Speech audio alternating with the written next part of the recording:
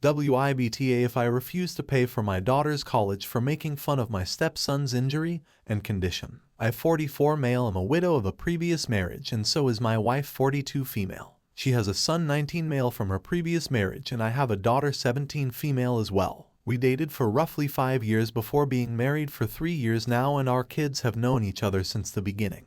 No major fights or weirdness besides getting to know someone else as a parent or guardian. My son was a tremendous athlete in basketball and I used to play in college at a school I'm sure none of you heard of. Regardless, I know the ins and outs of basketball and when he asked me to coach him, I was more than happy to. Turns out that he was good, really good. Division 1 good. My wife is a controller and I'm a pharmacist. Together, we make a very, very comfortable living, but are not rich. So when my son was getting scholarship offers for basketball, I realized we could pay for my daughter's college in full, and neither of them would have any student loan debt when they graduate. A plan that I shared with my daughter, which I think was a mistake to begin with. These plans changed when my son tried riding on someone else's motorcycle, with their permission, but with zero training, and got badly injured on an ensuing crash. He lost part of his hand and foot, not life-threatening, but basketball ending. This happened last year and my son has been in a deep depression that we're desperately trying to bring him out of, but he feels like his entire identity got ripped away in the blink of an eye.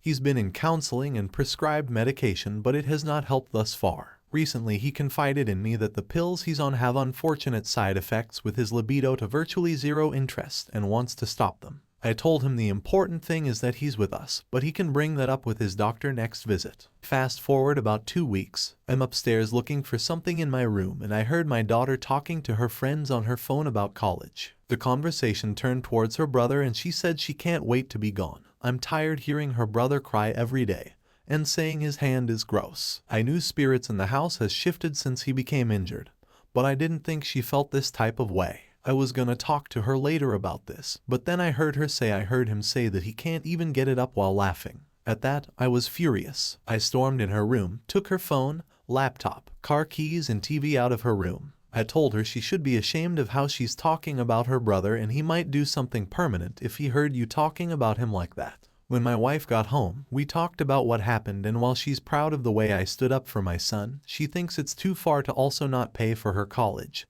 since we could easily do so. WIBTA if I don't pay for my daughter's college. Fairly unanimous that this would be too far and I think I knew that, but I just can't calm down. Maybe I'm stunned that it was my own daughter saying it, but it's rare that I harbor something like this. Also, many comments hinting that I'm alienating or neglecting my daughter are completely unfounded. The post was about my son's condition, so I talked about my son. Maybe my daughter feels less important or neglected. I can understand that, but it's certainly not because of a lack of attention or love. I accept it though. IWBTA. AITA for kicking out my girlfriend and her son after she invited her ex into our home. I'm 35 male and my GF, Sarah 35 female have been together for 4 years. She has a son, Nathan 9 male, with her ex Mark 36 male. Sarah has full custody of Nathan with her ex having scheduled visitations 1 weekend of every month. Sarah and Nathan moved in with me a little over a year and a half ago and in my perspective, it was a little rocky at first. I've always been pretty protective of my space so making room for 2 other people was difficult for me. When Sarah moved in with me, we agreed that the visitations for Mark would be held in our apartment as long as I'm home.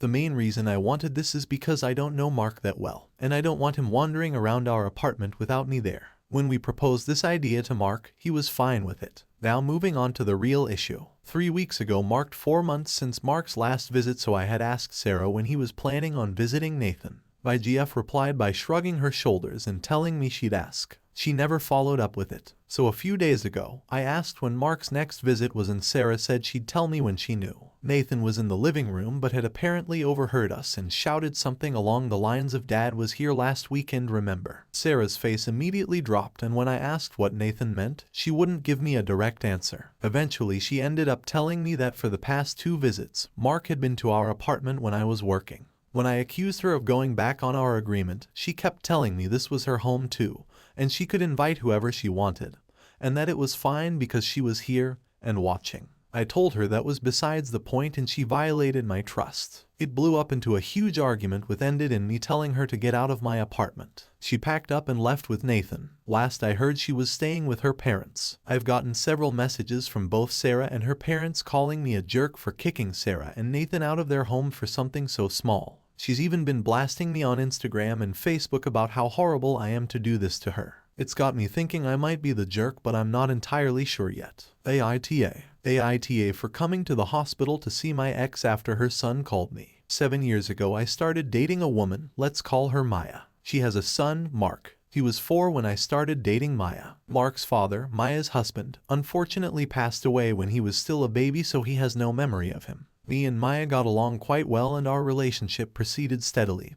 and without too many problems. In time, I built a good relationship with Mark too, and by the time he was 7, we were a good trio. Unfortunately, my relationship with Maya ended 2 years ago. It was nobody's fault. There was no cheating or abuse involved. We simply had some problems and we came to the conclusion it was better to break up. Last week I got a call in the middle of the night. It was Mark calling. When I was still dating Maya, I had given him my phone number and told him to call if he was ever in trouble and needed help. He had never called since me and Maya broke up, but that night he was panicking.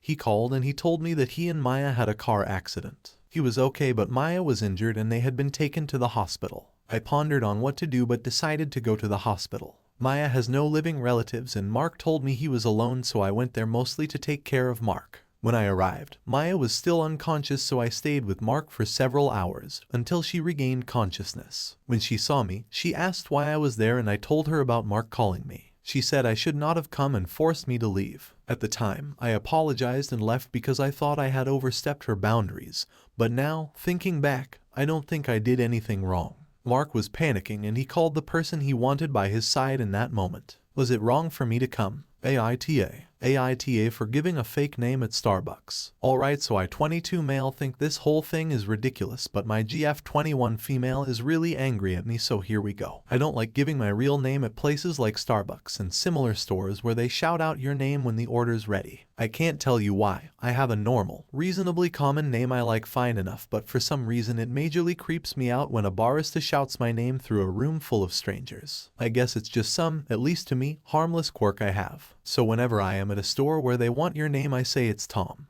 That's literally the name I use. Nothing inappropriate or outlandish, just plain Tom. I know I am meant when they call it, as I always use the same one so there is no confusion or anything. They yell Tom, I get my drink, food, and it's never been a problem till now. A couple days ago I was at Starbucks with my new GF and ordered our drinks while she sat down. I gave them my fake name as always, and when our order was ready and they shouted Tom, I went and got it. My GF was a bit confused and asked me if I went and got someone else's order, which is fair enough, so I explained the thing to her and thought that's that, but she got really angry. She says it's really disrespectful to lie like that and that I am making everybody in the store out to be creeps who will do something bad if they know my name, which is not at all what's happening. I just don't like when they yell my real name, so I found a harmless way to get around that. But she can't see it like that. She thinks I am a pathological liar who is way too suspicious of everyone and I need to stop. I really can't see the problem she has. It's really not that deep. I don't think I am hurting anyone. Or am I? So yeah, I am really confused by her reaction and asking myself if I am the jerk after all for some reason I can't comprehend. So Reddit AITA for giving a fake name.